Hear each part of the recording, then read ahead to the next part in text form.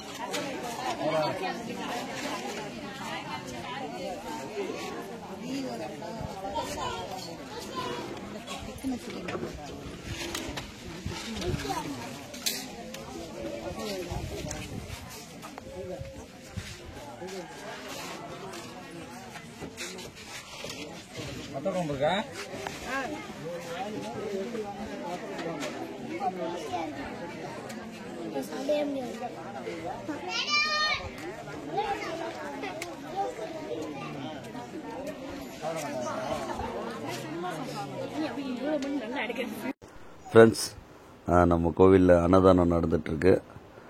ஊர் மக்கள்லாம் வந்து சாப்பிட்டுட்டு இருந்தாங்க. ரொம்ப சந்தோஷமாக இருந்தது. எல்லாருக்கும் அருமையான தரிசனம் கிடைச்சிது.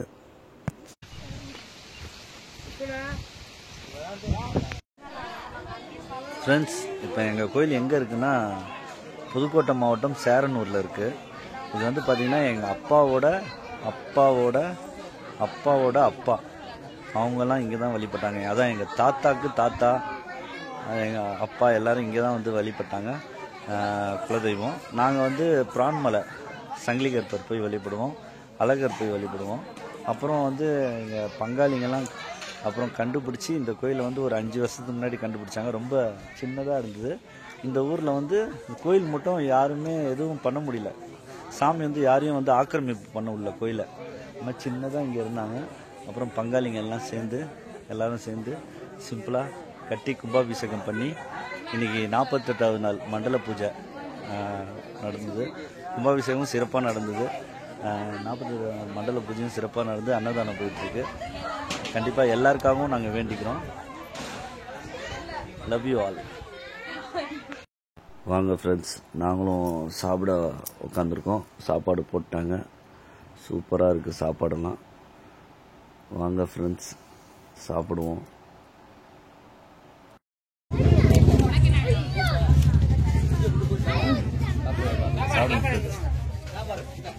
சாம்பார், காரக்குழம்பு,